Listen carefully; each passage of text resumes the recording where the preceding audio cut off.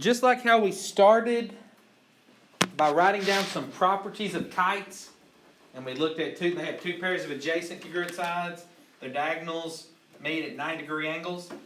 Okay, we're going to start by writing down some properties of trapezoids. In particular, we're going to be looking at isosceles trapezoids. So what an isosceles trapezoid is... All congruent sides. No. What did isosceles mean? In a triangle. There's two congruent sides. Two congruent sides in an isosceles triangle. So in an isosceles trapezoid, we have two congruent sides. And they're the two that are not parallel. Right? So in a trapezoid is a figure that has one set of parallel sides, like here, BC and AD. These are my sets of parallel sides. And then the other set of sides is the congruent set, so AB to CD. So in an isosceles trapezoid, each pair of base angles is congruent. So my first thing here in an isosceles trapezoid,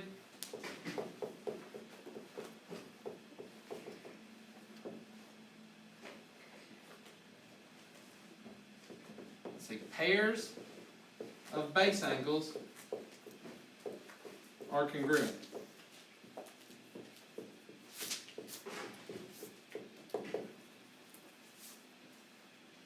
So when you look, what are the base angles of this triangle? Or not triangle, I'm an idiot. What are the base angles of this trapezoid? A and D. I agree, those are base angles. So A and D have to be congruent to each other. Alright, but what if the trapezoid was like this? B and C. Then B and C would be your base angles.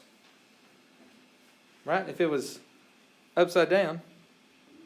So it turns out not only are A and D congruent to each other, but B and C are congruent to each other. Both of them are base angles. That's why it says it has two pairs of base angles that are congruent. So let's relabel this to say both pairs of base angles are congruent. My fault. I should have put that before. Just to make sure you know that there are two sets. Any questions about that first statement? Where that comes from? Okay, secondly, it says the diagonals of an isosceles trapezoid are congruent. So what's a diagonal? It goes from one angle to the opposite side. So from B to D and from C to A. They are congruent. So we know in an isosceles trapezoid we have base angles congruent and we have diagonals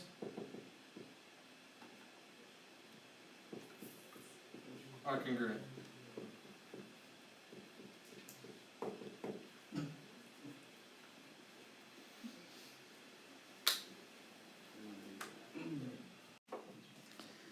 Okay, so this says all horizontal. So what does horizontal mean? This direction, right? Horizontal. All the horizontal beams of a high voltage transmission are parallel with the ground. So what does that matter to us? Well, because I have one set of parallel sides for this shape, I know this shape is a trapezoid. One set of parallel sides.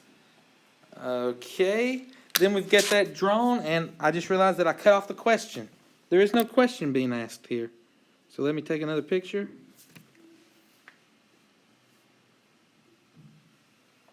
Okay, here's the question. If the measure of angle 1 is 138, what is the measure of angle 2? Okay, so what do we know? We know the measure of angle 1 is 138 degrees. All right, how many degrees are in a trapezoid? 180. I heard two different answers. I heard 180 and 360. Okay, how do we know how to find how many angles or how many degrees? We can use our formula, which is the number of sides minus 2 times 180. You guys remember the formula? How many sides does a trapezoid have? 5.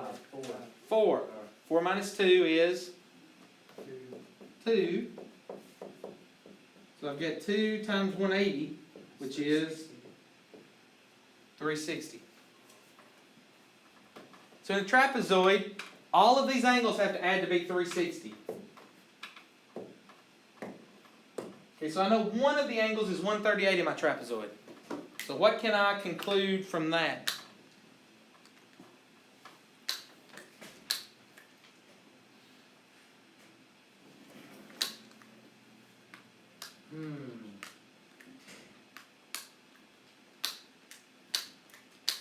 What was our properties that we just wrote down? Pairs. Both base pairs angles, of base angles are congruent. What does congruent mean? diagonals. What does congruent mean? Same. The same. So this here is 138. Is this a base angle? Could be. It is. Which angle is a base angle with this one? The other one. 2. No, that, yeah. These two angles have to be congruent because they're base angles. Man, you're not any better with your phone now. Are you Corey Jr.? I'll start calling you Corey Jr.? Look at him looking around like he don't know he's got his phone. Who? I'm looking outside. I'm looking out there at the blinds. So if this is 138 degrees, that means this angle has to be 138. Did I not tell y'all that I'm mad that y'all just cheat off of each other? That you don't know how to learn anything? Did I not say that already? And I'm considering not counting anything as a homework grade and just giving you test grades. But then y'all still aren't paying attention. You still aren't taking notes. Why should I feel any sympathy? I shouldn't. I shouldn't. Okay, thanks. So now I know that this is 138 and the other angle here is 138. Do I know what angle 2 is? I don't. But angle 2 is a base angle. And it would be congruent with this angle. So whatever angle 2 is, this has to be the same. So we can call them both. They are congruent, but let's call them both x. Because they have to be the exact same. So now if I add the 4 up, I should get 360. So 138 plus 138 plus x equals 360. Yep. I was just wondering, could you, like, once you add them together, you get 276? Okay. I've already put it in my watch and Okay. calculated. Okay. I did a completely different way. No, you didn't. Keep going. Tell me what you do next. Subtract 276. Yeah, don't look at my work. Just tell me what you did. You subtracted 276? No, what I did is I subtracted 180 from 276. Why 180? Should be 360. Yeah, 84. Because they're 360 total. So you'd have got negative whatever the answer is instead of positive whatever the answer is. So you get 84. And you get negative 84, didn't you? So 2x equals 84. And then what's your that 84? Divided it by 2, and each angle is 42 degrees. Yes. So everything you just said in words is what I'm doing algebraically. But that's exactly what you do. Add those two together, subtract from 360, divide by 2. Yeah, the way That's I did 100% it, I got what I did. 48, so the way I did it. Okay. So as you was talking, I was re-punching it into the calculator. Gotcha. Of my watch. I got 82 on 84. It should be 84. Okay. Because these two add together to be 276. 370 minus 276 would be 84, not 82. Trapezoid always 360. Yes. All quadrilaterals are always 360. Any four-sided figure. Just like on our kites. If you remember, our kites were 360. Because they're a four-sided figure. Okay, just get to looking. There's a part B that we need to work. It's probably going to have something to do with the 14. I think so.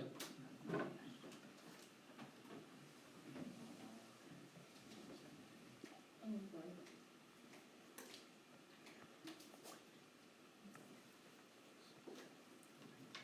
So can you guys read that? Let me make it a little bigger. Is that better?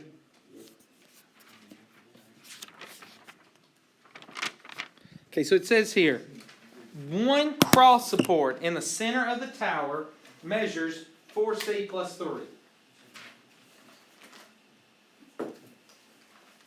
Okay, so when I look at this support, they're talking about the cross support. That would be here. Right? One of these is 4C plus 3. So let's label this one as 4C plus 3. That tells me the other cross beam measures 6C minus 5.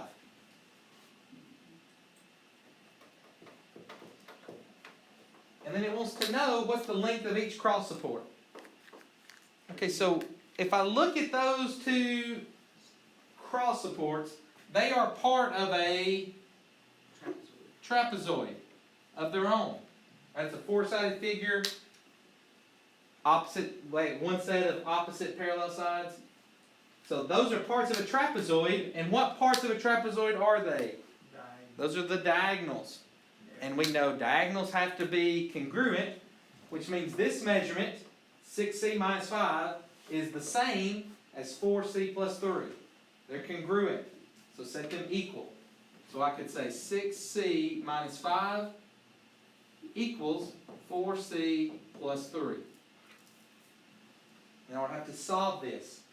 So I've got C's on both sides. I'm going to subtract 4C. 6C minus 4C is 2C equals 3. Now get C by itself. We're subtracting 5 from C, so let's add 5. So it's going to be 2C equals 8. Divide by 2. So C equals 4. So again, the question was not what is C. The question is what's the length of the cross support. But now that I know C is 4, I can take it and plug it in to find the measure of one of the cross supports. 19. So 4 times 4 is 16, plus 3 is 19. So the length of each cross support would be 19 feet. Right, because we're in measurements of feet.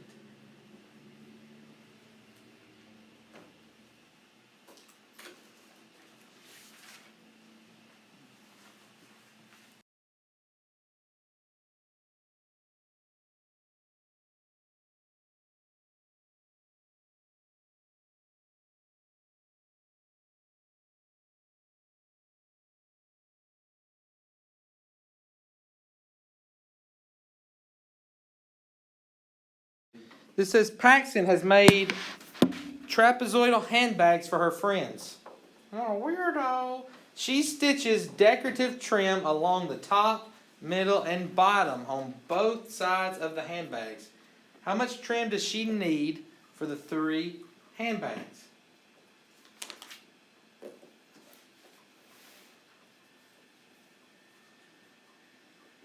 So what we're asking is, how much of this trim does she need on the handbag? So we know that the top trim is 6 inches across. We know the bottom trim is 9 inches across. How can we find the measurement of this middle one? Add 6 and 9 together. So if I add 6 and 9, that gives me 15. So is the middle one 15? No, 2 of the middle ones would be 15. So 15 is half of that. Or this white one is half of 15. So what is half of 15? 7.5. Absolutely. So now I know the measurement of all 3. I have 6, 7.5, and 9. So if I add all those together, that's 15. This would give me 22.5. So for one handbag, she needs 22.5 inches. For one handbag. And how many handbags is she going to make? Paxton makes the trapezoidal handbags for her friends. She stitches decorative trim along the top, middle, and bottom of the sides of the handbag. How much trim does she need for 3 handbags? So she needs 22.5 3 times. Right, because this will only fill up one handbag. She needs it for all 3. So 22.5 times 3, which is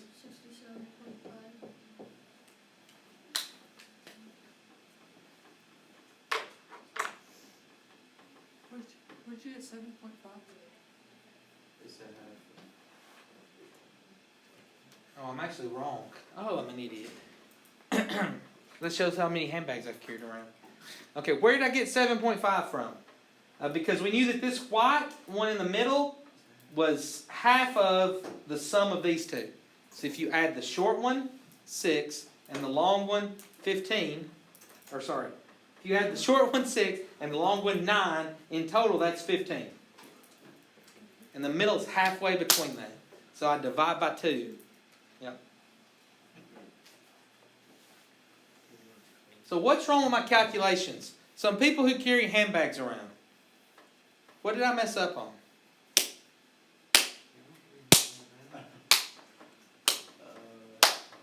Don't you, Brody? Don't you carry a handbag around?